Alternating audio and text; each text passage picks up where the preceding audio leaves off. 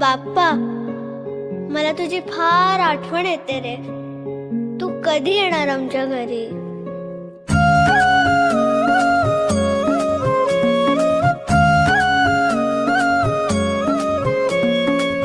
देवा तुझ्याच साठी उघडून दार, वाट पाहून झाली पार.